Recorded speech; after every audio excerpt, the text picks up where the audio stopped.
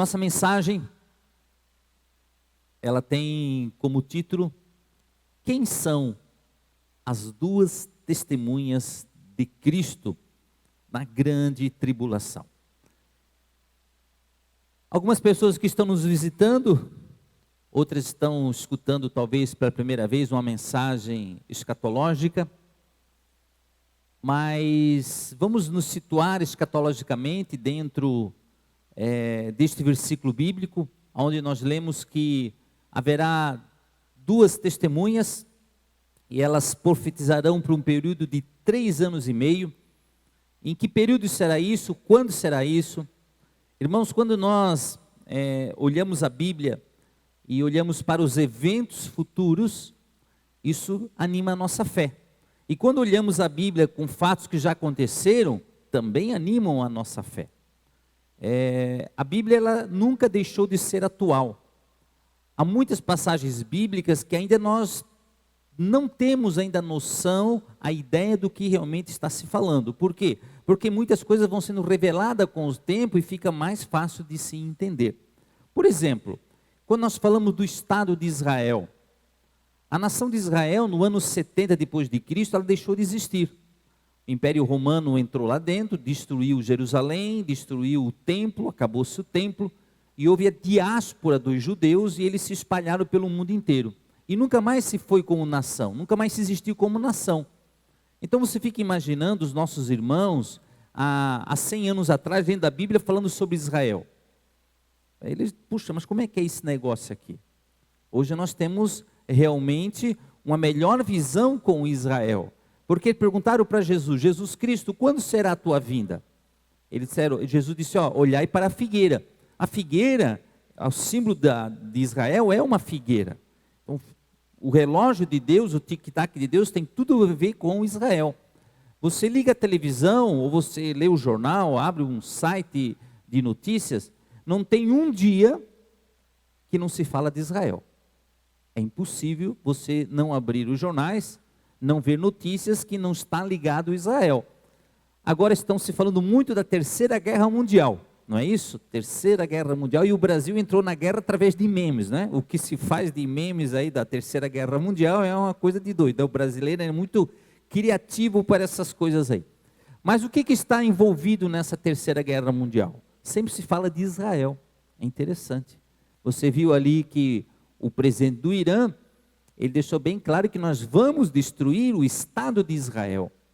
Israel passou a existir em 1948. Até lá não existia Israel. E teve um brasileiro muito importante nesse processo, chamado Oswaldo Aranha. Oswaldo Aranha era um brasileiro, um diplomata, e ele foi um dos idealizadores do Estado de Israel, e quando precisou da votação para criar o Estado de Israel, ele foi fundamental nos argumentos para a criação do Estado de Israel. Inclusive em Israel, quando você for para Jerusalém, busque lá a rua Oswaldo Aranha. É uma homenagem que eles têm a esse brasileiro Oswaldo Aranha. Então, Israel voltou a existir. E se fala muito da destruição de Israel. E você pode ter certeza que nenhum país, por mais ameaçador que seja, jamais conseguirá destruir Israel. Por isso que a palavra de Deus diz que nós temos que orar pela paz de Jerusalém. Orai pela paz de Jerusalém, prosperarão aqueles que te amam. Uma das chaves da prosperidade é você amar Israel, você orar por Israel. Mas tudo isso aí são o quê? São fragmentos daquilo que está para acontecer escatologicamente. Hoje temos a igreja.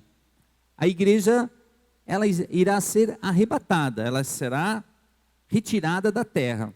Quando a igreja for retirada, haverá uma grande tribulação, e essa tribulação será um período de 7 anos. Os 3 primeiros anos e meio, haverá paz, haverá prosperidade, o anticristo realmente ele consegue governar o mundo, ele torna-se uma grande autoridade mundial com uma liderança muito grande. E haverá uma religião só, haverá um falso profeta que será um líder religioso e levará todas as pessoas a adorarem o anticristo. Então, é nesse período aqui que haverá essas duas testemunhas. Terminada a grande tribulação, Jesus Cristo passa a reinar a terra e teremos um reino milenar de Cristo, onde Jesus então governa a terra. Nós temos um vídeo no YouTube, você busque lá, até no Face também, que tem o reino milenar de Cristo. Ali você tem uma mensagem que nós trouxemos sobre o reino milenar de Cristo. Terminado o milênio, haverá um juízo final e depois Deus criará um novo céu e uma nova terra. Mas nós estamos agora inseridos aqui nessas duas testemunhas. Mas eu quero falar de 3 personagens bíblicos muito importantes para a gente entrar nessas 3 testemunhas. Vamos lá para o livro de Gênesis. Gênesis, capítulo 5. Vamos lá, Gênesis, capítulo 5. Esse é um livro fácil de você achar, né, irmãos? Muito fácil. Assim como Apocalipse. Gênesis 5, versículo 21. Gênesis 5, 21.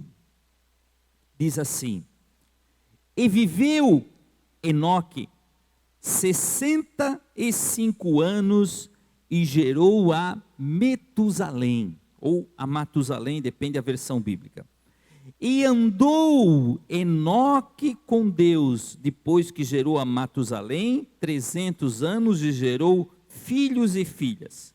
E foram todos os dias de Enoque 365 anos. E andou Enoque com Deus, e não se viu mais, porquanto Deus para si o tomou. Enoque, o 7º depois de Adão, ele viveu 365 anos, e diz a palavra de Deus que ele andou com Deus. Eu gosto muitas vezes quando a Bíblia fala em números, 365 anos, trazendo para 365 dias, significa que ele andava todos os dias com Deus. Se fosse, não há nenhuma lápide de Enoque, porque ele foi recolhido por Deus, mas uma lápide que fosse escrito, né, ali o nome da pessoa, e andou com Deus. Então a história de Enoque, ele era um homem com muita fé.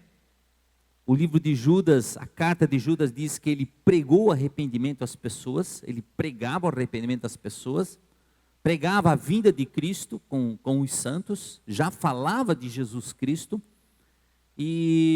mas Enoque era um homem que andava com Deus. Depois Enoque teve, né, o filho Matusalém, Matusalém teve Lameque, e Lameque teve Noé. Então, e diz que Noé também andava com Deus. Um homem realmente que ele conseguiu com a sua descendência, até chegando Noé, e Noé foi realmente o homem que Deus levantou novamente na humanidade. Mas, olha só, Enoque. Enoque, então, um homem que andava com Deus, um homem que pregava sobre Cristo, um homem que pregava arrependimento, mas Enoque, ele tinha uma fé muito grande. Vamos lá para o livro de Hebreus. Vamos para o livro de Hebreus, capítulo 11. Vamos ver o que fala Hebreus 11 sobre Enoque. Hebreus 11, 5. Hebreus 11, 5. Pela fé, Enoque foi trasladado para não ver a morte. Enoque tinha uma fé tão grande. Ele é um homem que viveu muitos anos, né? 365 anos, irmãos, já são anos. Estava na flor da idade, da sua força, ali com 365 anos. Mas ele tinha uma fé de não conhecer a morte. Por mais que as pessoas vivessem centenas de anos, ele não queria conhecer a morte. Ele amava Deus, ele andava com Deus, mas Deus olhou para ele e disse assim: mas esse homem, eu não posso matar ele. Ele não pode morrer, porque esse homem tem uma fé tão grande que a morte não alcança ele. Você já imaginou a pessoa ter uma fé tão grande, mas tão grande que quando a morte chega perto dele, a morte não consegue vencê-lo. Por quê? Porque ele tinha muita fé. Então diz assim que ele foi trasladado, ele foi arrebatado para não ver a morte pela fé, e não foi achado, porque Deus o trasladara, visto como antes da sua trasladação alcançou o testemunho de que ia agradar a Deus. Então o seu testemunho de vida era um testemunho maravilhoso e um testemunho que agradava a Deus. Mas era um homem de fé, um homem com muita fé. Vamos ver ali em Judas. Judas também ele é fácil de achar. Judas é uma cartinha antes de Apocalipse. Não tem capítulo, não tem nada, só tem versículos. Então Judas, esse Judas aqui era irmão de Jesus. Judas versículo 14. Judas versículo 14.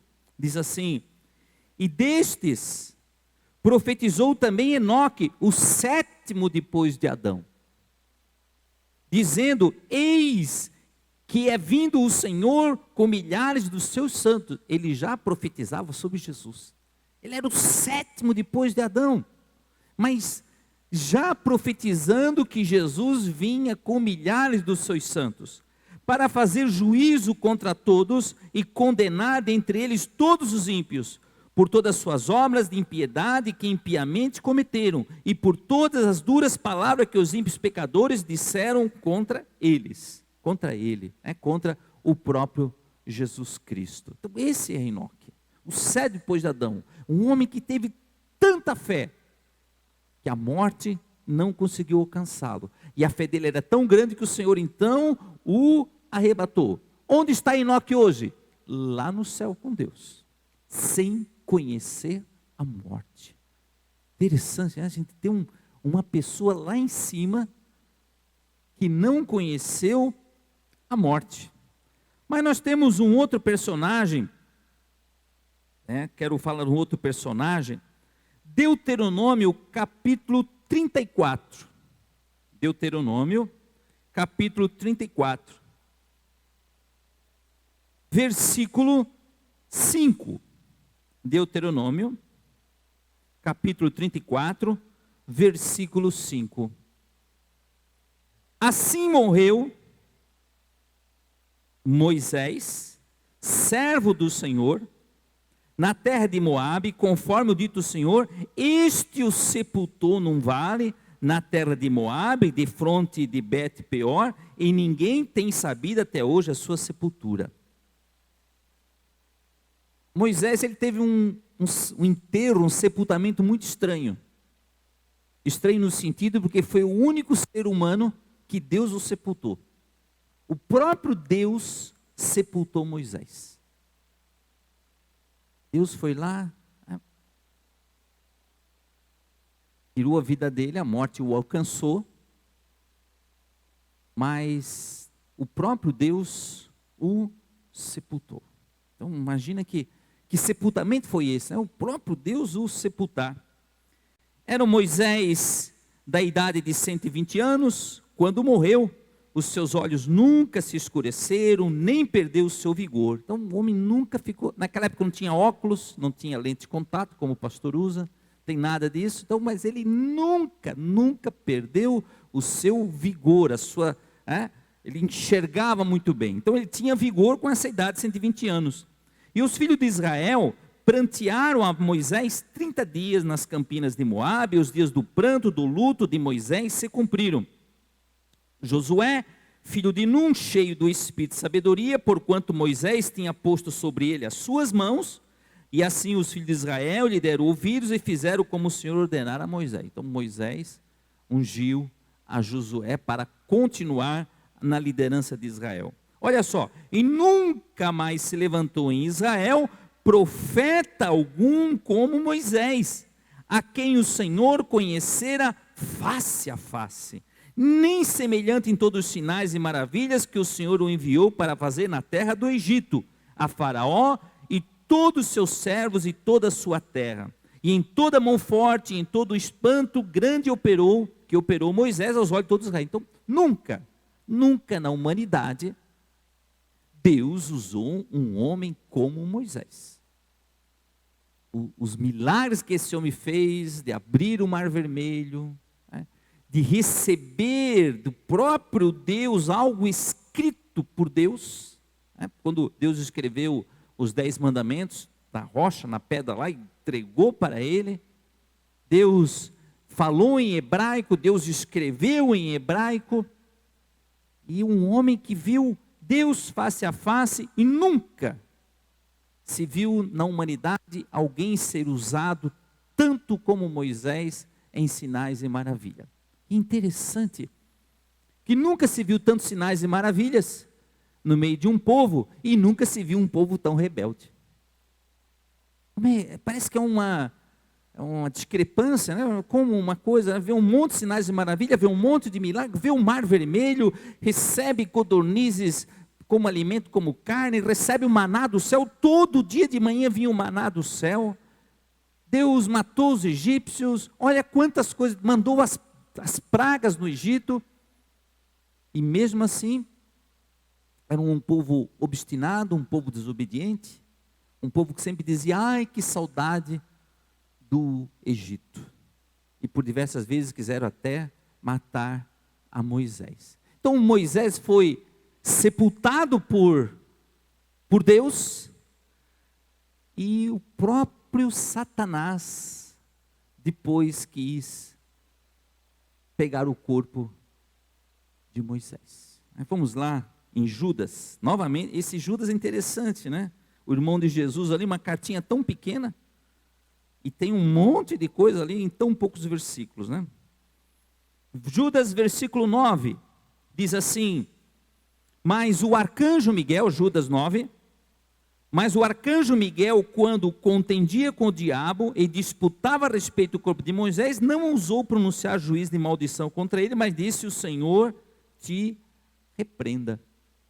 O próprio Satanás disputava o corpo de Moisés. Aí para quê, né? Deus foi lá e sepultou, e o abelhudo do diabo, olhando lá o sepultamento, poxa, Deus, né, sepultando Moisés, e daí eu vou pegar esse corpo.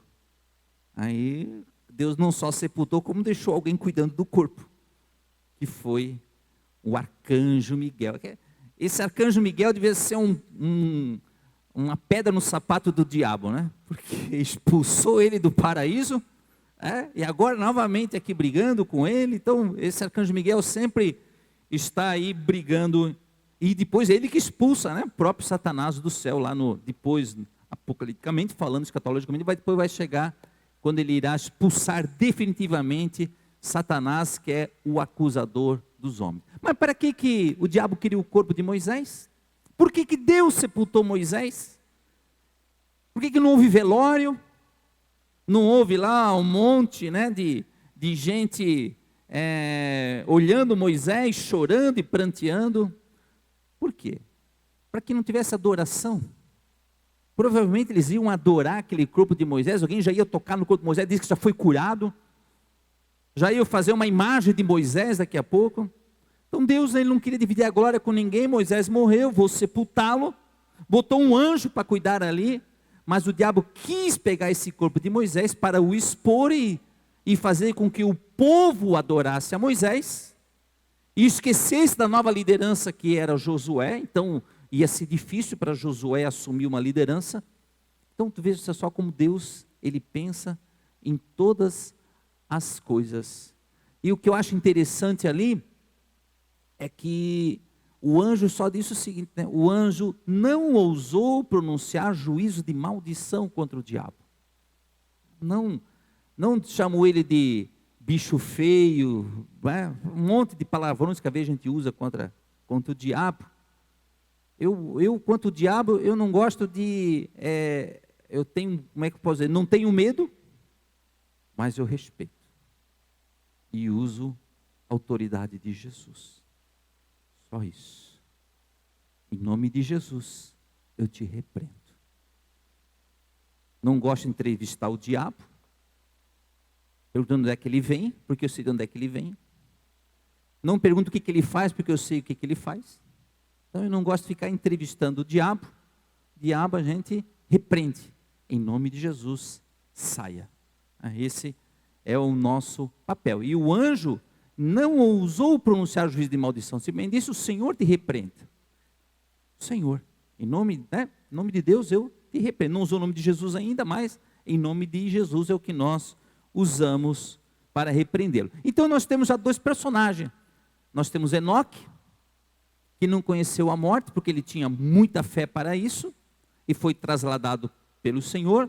Temos Moisés, que nunca na face da terra um homem foi usado como Moisés, viu Deus face a face, Deus o sepultou, o próprio Deus o sepultou, e agora nós vamos para um terceiro personagem. Vamos lá então para o segundo livro de Reis, capítulo 2, versículo 9. Segundo livro de Reis, ou segundo livro dos Reis, capítulo 2, versículo 9. E sucedeu que, havendo eles passado por onde? Passaram lá pelo Rio Jordão. O próprio Elias, bateu com a capa no Rio Jordão. O Rio Jordão se abriu. Ele feriu as águas e o rio se abrindo. Esses homens tinham fé, irmão? Moisés vai lá com o cajado, pá, abre o Mar Vermelho, Vai lá, Elias pega a capa e pá, abre o Rio Jordão. Esses homens eram muito usados. Muito bem. E diz que passaram a seco, no Rio Jordão. Sucedeu, pois, que, havendo eles passado o Rio Jordão, Elias disse a Eliseu: pede-me o que queres que te faça, antes que seja tomado de ti. E disse Eliseu: peço-te que haja porção dobrada do teu espírito sobre mim. Olha, o que tu fez, eu quero fazer o dobro. Essa unção que tu tens, eu quero o dobro dessa unção aí. E disse: olha, coisa dura pediste. Se me vires quando for tomado de ti, assim se te fará. Porém, se não, não se fará. Tu queres a unção dobrada, tu queres, tá bom. Mas tu vai ter que me ver ou ser arrebatado. Então, Elias já sabia que o Senhor o recolheria, não para morrer, mas para ser trasladado, para ser arrebatado. E sucedeu que, indo eles andando e falando, eis que um carro de fogo com cavalos de fogo, os separou um do outro, e Elias subiu ao céu num redemoinho. Aí nós temos um outro personagem. Este Elias também, um homem com muita fé, um homem que orava e caía fogo do céu, abriu o Rio Jordão, então um homem com muitos milagres também, e Deus então o arrebata. Ele não conhece a morte. Vem lá uma carruagem de fogo e num redemoinho e leva Elias para o céu. Então nós temos dois personagens da Bíblia que não conheceram a morte. Um foi Enoque e outro foi Elias. Então nós temos dois seres humanos lá no céu que a morte não os alcançou. Temos Moisés. A morte o alcançou. Mas nós temos um momento em que Jesus está orando, e Jesus se transfigura, e ali está Pedro, Tiago e João. O que acontece quando Jesus se transfigura? A transfiguração no monte, e aparece quem? Elias e Moisés. Aparecem os dois. Aí você fala: pastor, mas peraí, mas Moisés já morreu, como é que o cara aparece em espírito ali? Problema, está com Jesus Cristo. Ele não falou nada, não fez nada, simplesmente apareceu eles estavam conversando com Cristo, na realidade, o próprio Senhor. O Senhor conversa com quem Ele quer, Jesus pode, o humano é que não pode conversar com quem já morreu, mas Jesus pode. Por quê? Jesus, ele tanto no céu quanto na terra, e Jesus conversa com os dois. O que representa então ali, naquele momento, Elias e Moisés? Elias representa, para mim, Moisés representa a lei, representa o Antigo Testamento, e Elias, então, nesse momento, representa quem? A igreja que irá ser arrebatada, que será retirada. Então, quando nós olhamos na Bíblia, esses dois personagens, Enoque e olhamos esse personagem Elias, a gente vê o quê? A vontade de Deus demonstrar o quanto que Deus quer retirar a sua igreja daqui. Esse é o desejo de Deus, é retirar. Irmão, se tem uma coisa que Deus quer acabar com, essa tal de morte. A morte, a palavra de Deus diz que é como um inimigo, é o último inimigo a ser vencido. Depois do diabo, olha, depois de Satanás é que Jesus vence a morte. Então a morte é um ser, é um espírito, é um inimigo de Deus que traga a vida de todos. Mas quando a morte chega num servo de Deus, e a palavra de Deus diz que nós temos o selo do Espírito Santo. Quando a morte vem e nos vê com selo, ela pode nos tirar a nossa vida, mas a morte sabe que ela não tem poder sobre nós, que o Senhor nos ressuscitará. Então nós temos 3 homens, 3 personagens bíblicos, e nós teremos agora 2 testemunhas. Agora vamos lá para o livro de Apocalipse, livro fácil de achar, novamente, hoje o pastor está bem legal, Gênesis, Apocalipse, é muito fácil de achar. Nós vamos para Apocalipse capítulo 1, Apocalipse capítulo 11, no seu versículo 1. Bom, para aqueles que chegaram depois que eu comecei a pregação, em que momento é que acontece esse caso, esse fato, escatologicamente? A igreja está aqui na terra, ela irá ser arrebatada, ela será recolhida pelo Senhor. Quando a igreja for arrebatada, nós temos o Santo Espírito que habita em nós, né? Então hoje a igreja, ela é um obstáculo para Satanás, ela é um obstáculo para os mundos das trevas. Você não tem ideia, irmãos, o quanto que uma igreja reunida, como nós estamos aqui reunidos, cantando, escutando a palavra, louvando a Deus, o quanto que nós somos empecilho para Satanás. O mundo das trevas não consegue se manifestar com todo o seu poder. Por quê? Porque a igreja impede. Então a igreja jejua, a igreja ora, a igreja faz vigília. Então a igreja é o grande impedimento para Satanás com todo o seu poder sobre a terra. Quando a igreja é arrebatada, por isso que acontece a grande tribulação. Nos 3 primeiros anos e meio, o anticristo se manifesta com paz, ele é um cara bacana, um cara legal, um cara que se manifesta com poder, com cura. Haverá uma religião que terá o falso profeta, a qual ele vai ser um líder religioso, ele vai levar as pessoas a adorarem ao anticristo. A palavra anticristo significa no lugar de Cristo. Quando os judeus verem o anticristo, eles vão dizer, esse é o Cristo que nós estávamos esperando. Porque os judeus, se você não sabe, eles esperam ainda a Jesus. Eles estão esperando o Messias. O Messias eles esperam ainda. E quando vier o anticristo com sinais e com maravilha, com poder, com paz, e vai se sentar lá em Jerusalém, vai governar o mundo, os judeus vão olhar, esse é o Messias que nós estávamos esperando.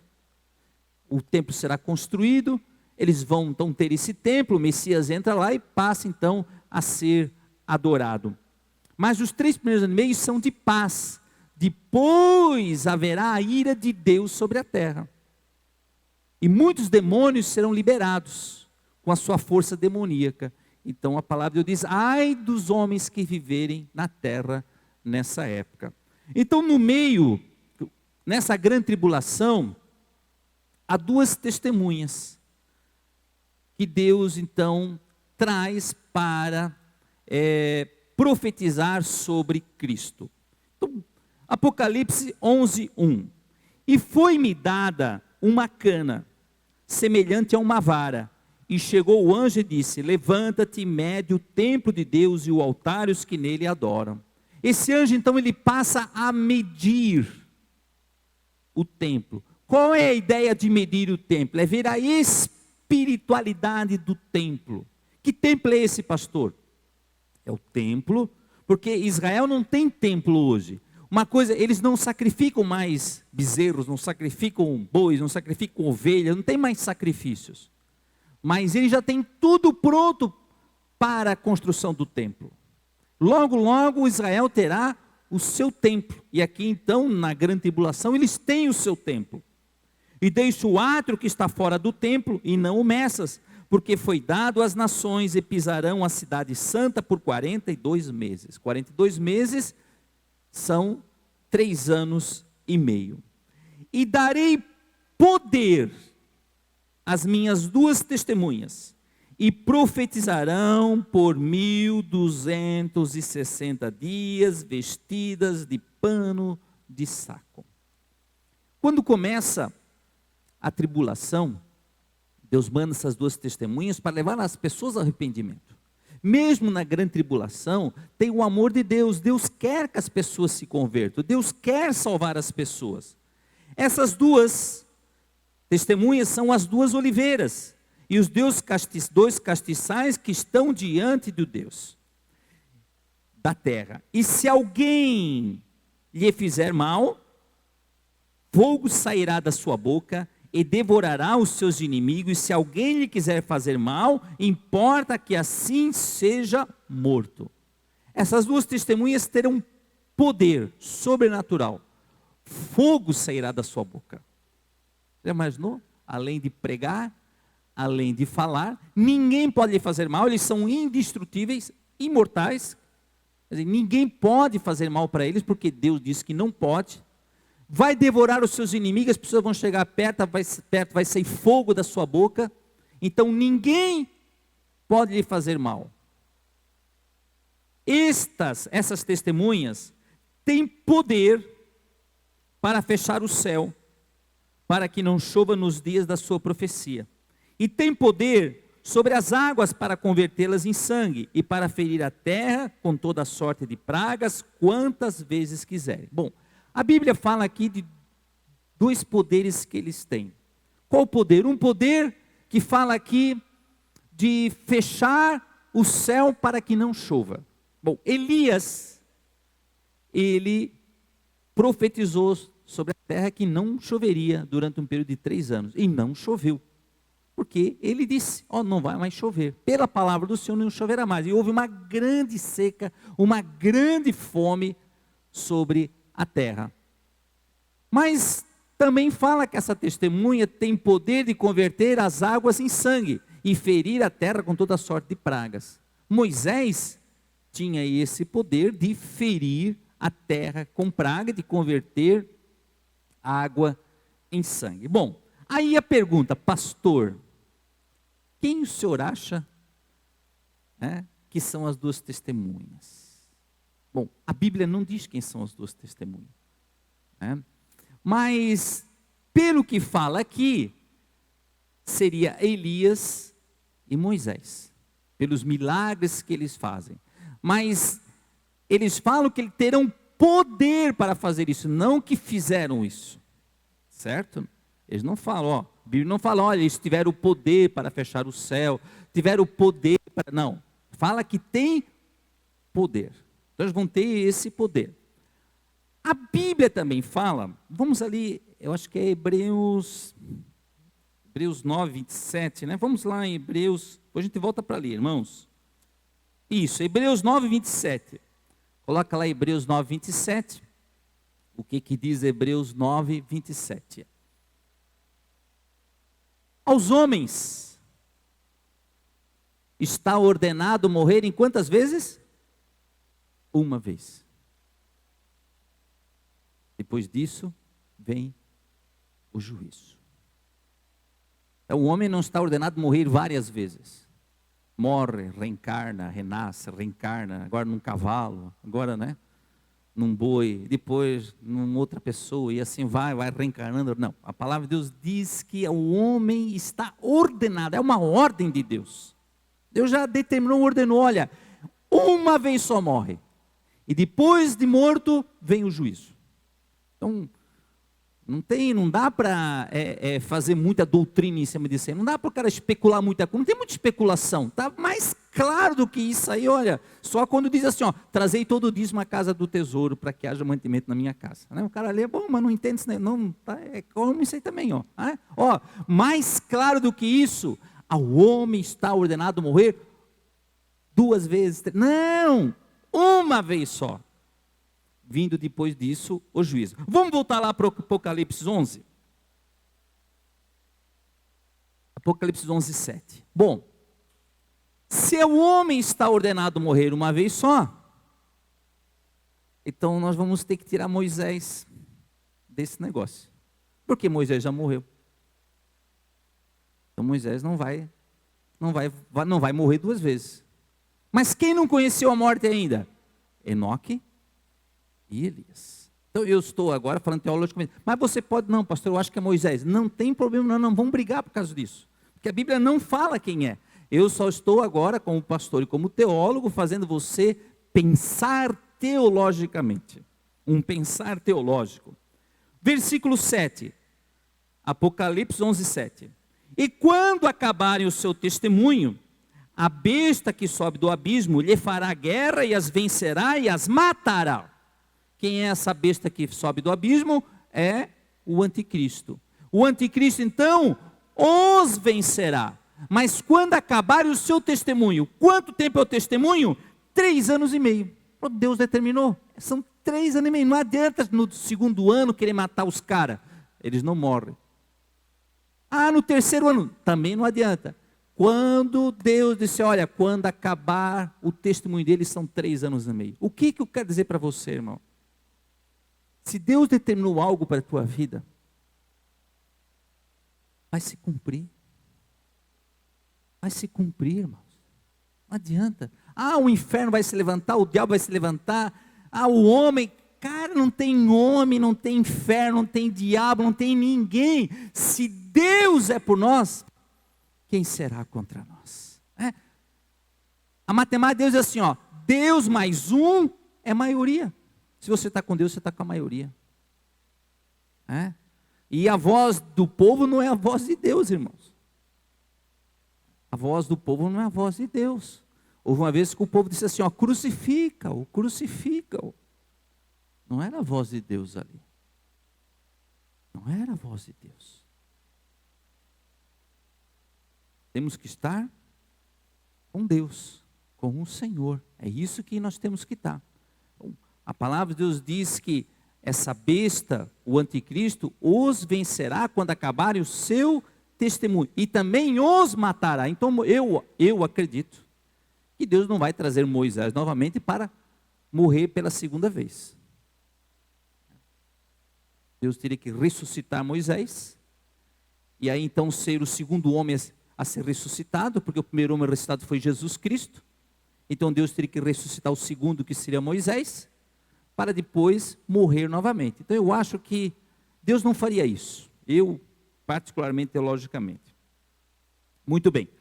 E jazerá o seu corpo, versículo 8, na praça da grande cidade que espiritualmente se chama Sodoma e Egito, onde o seu Senhor também foi crucificado. Olha o estado espiritual de Jerusalém. O estado espiritual de Jerusalém ela é chamada de Sodoma. O que tem a ver sodomia? Homossexualidade. O que tem a ver Egito? Pecado. Quando a palavra de Deus fala Egito, não está falando do país Egito. Tem hora que está falando do país Egito, mas quando não fala de Egito, mas usa a palavra Egito, está dizendo pecado, escravidão. Então a cidade de Jerusalém, que é a capital praticamente do mundo, onde o anticristo governa, ela será chamada espiritualmente de Egito.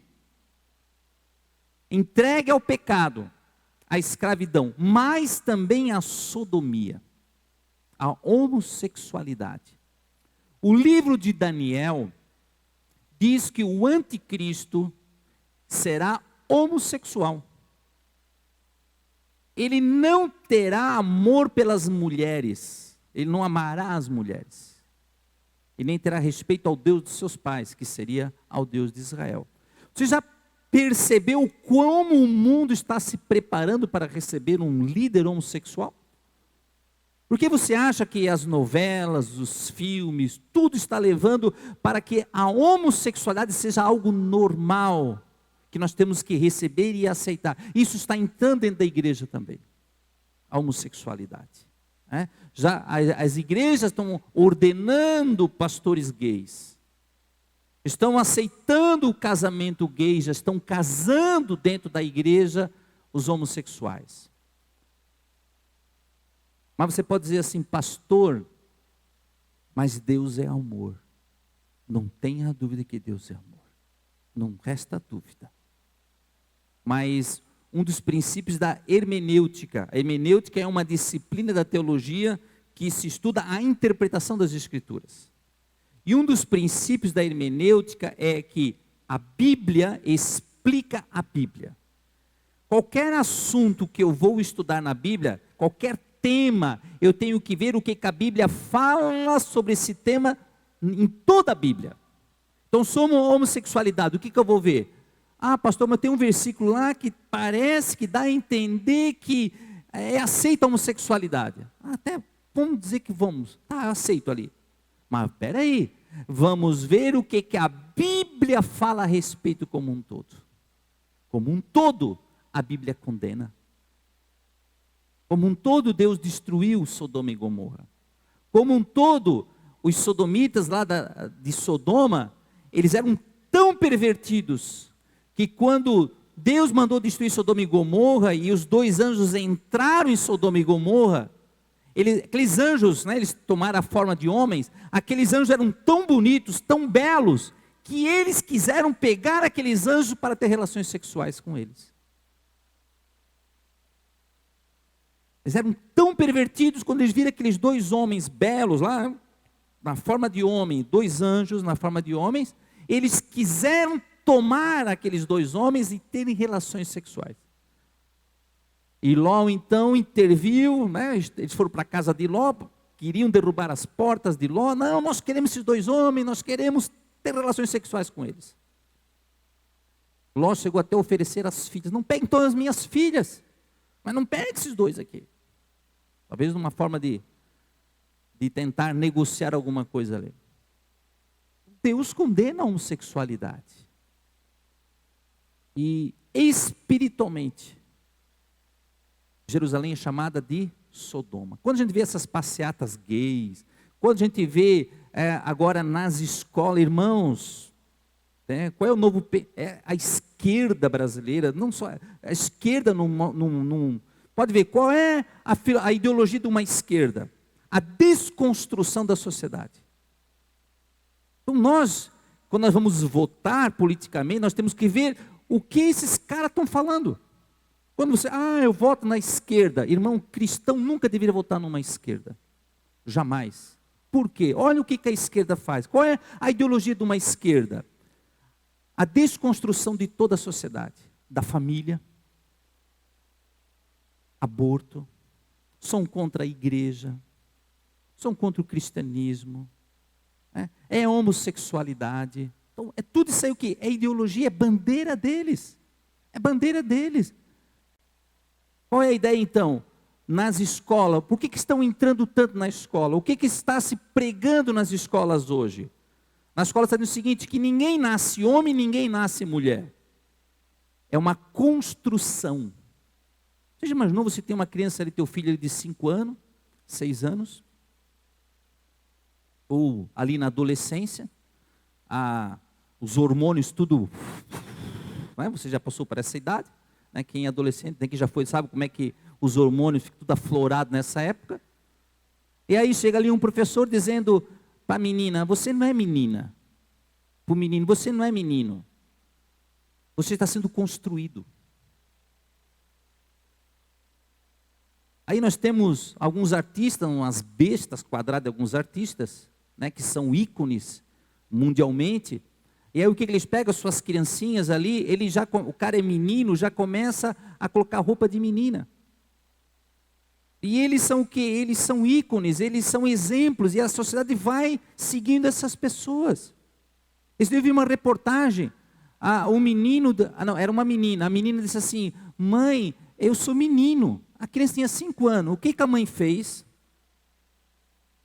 Começou a comprar carrinho, começou a comprar roupa de menino, porque a menina disse que era menino.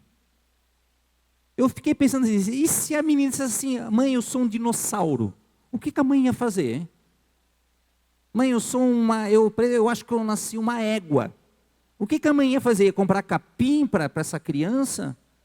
Ia fazer um estábulo dentro de casa? Ia botar agora ali uma gamela para a criança comer? Não, eu fico pensando assim, dessa maneira.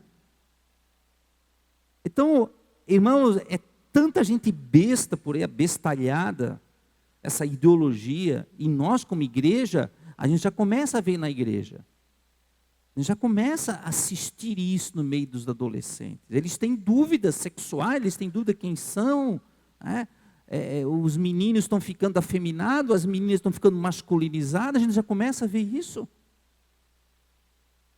E a igreja está diante disso.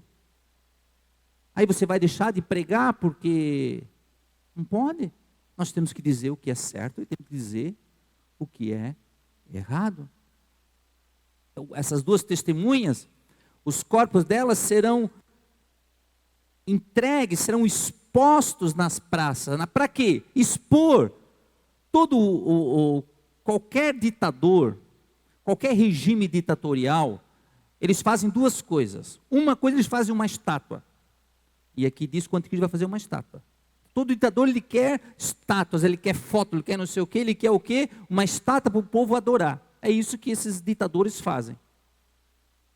E quando eles matam os inimigos, o que eles fazem com os inimigos? Eles expõem os inimigos em praças, para que as pessoas se alegrem e ao mesmo tempo tenham o medo de não, o teu fim vai ser igual a esses dois aí, Então diz a palavra de Deus que eles foram expostos na praça, né? Mas fala aqui, na cidade onde o Senhor foi crucificado.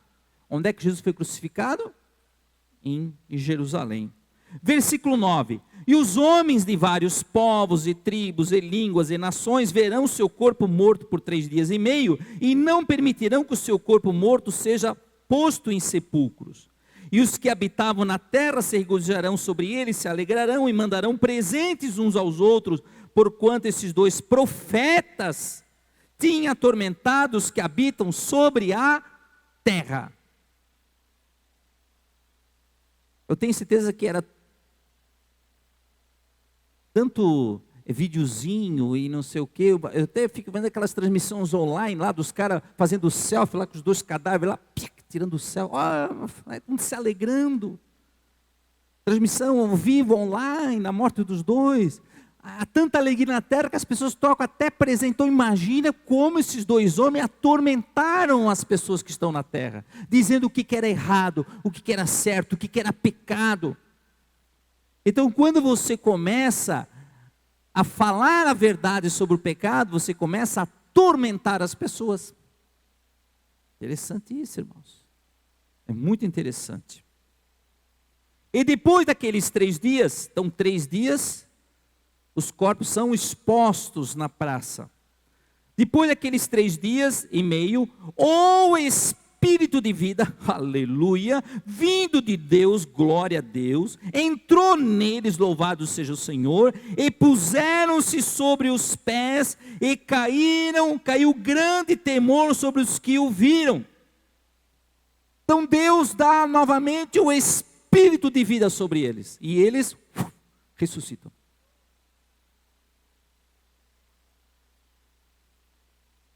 Eles trocaram o presente, porque eles atormentavam, e passados 3 dias que eles acham que de vitória, Deus vai lá e dá o Espírito de vida, esse Espírito de vida, aquele que ressuscita, entra neles e eles se colocam sobre de pé, e em grande temor caiu sobre os que ouviram, porque tinha gente lá transmitindo ao vivo, online, né? Imagina, devia ter a CNN, tudo que é rede de televisão, aquilo transmitido direto, de repente aqueles 2 cadáveres lá, voltam a ter vida. E ouviram uma grande voz do céu que lhe dizia: subi para cá, venham. E subiram ao céu em uma nuvem, e os seus inimigos os viram. Esse é o nosso Deus. Quando a gente pensa que está tudo perdido, irmão, não está nada de perdido. Porque jogo de futebol, o cara ali, terminou o tempo, acabou-se. Mas para Deus nunca acaba o tempo, Ele é que dá o tempo final. Eu me lembro na época da polícia militar, a gente jogava, tinha alguns jogos de futebol, e quando jogava o comandante, o jogo só acabava quando o time do comandante ganhava. Era assim, irmão. O cara estava ali exausto, o jogo não acabava. Ele disse, não vamos acabar esse jogo aí. Aí no fim o cara deixa ele ganhar, porque senão a gente não vai para casa nunca. E o jogo demorava mais de 2 horas. Até que o pessoal entendesse que o time do comandante tinha que ganhar. Aí então, deixa ele ganhar. Aí vocês não viram que eu sou o melhor de vocês? Meu time sempre ganha. Então é a mesma coisa com Deus, irmão. Deus é que diz a hora que deve acontecer a vitória final. A vitória está nas mãos do Senhor. E naquela mesma hora, houve um grande terremoto.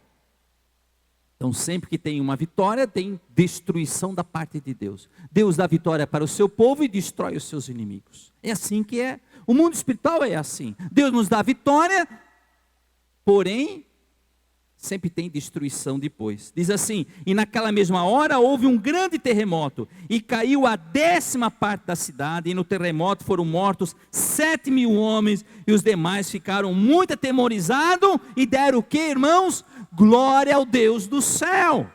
Se deram glória ao Deus do céu, significa que teve salvação.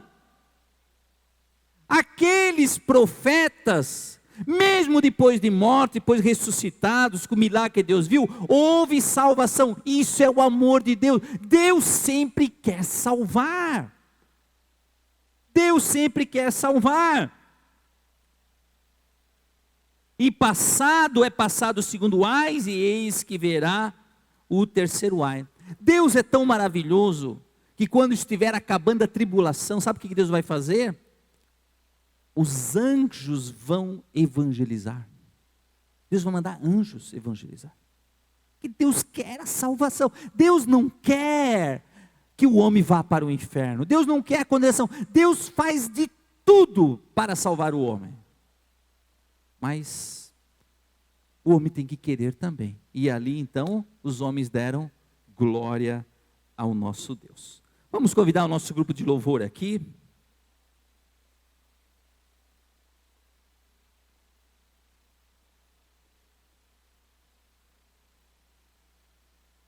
Bota ali, Paula, Apocalipse 14, versículo 6.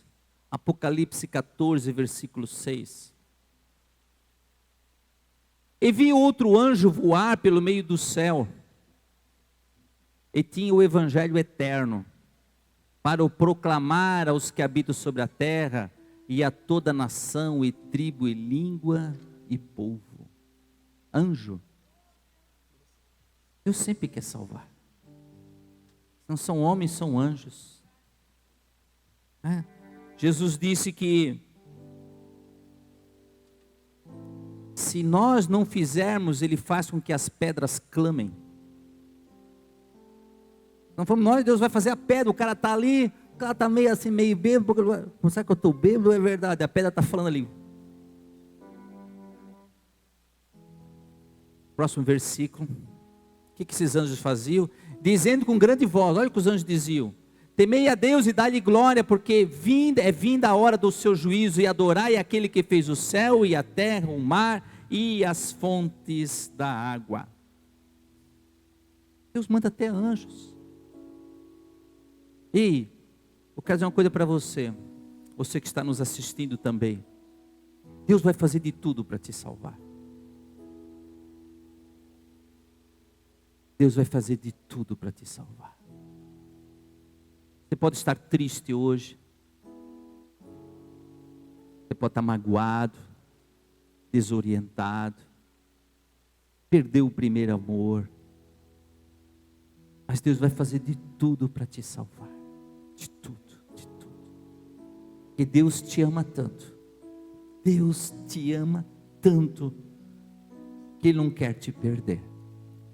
Ele não vai querer te perder por nada, por nada.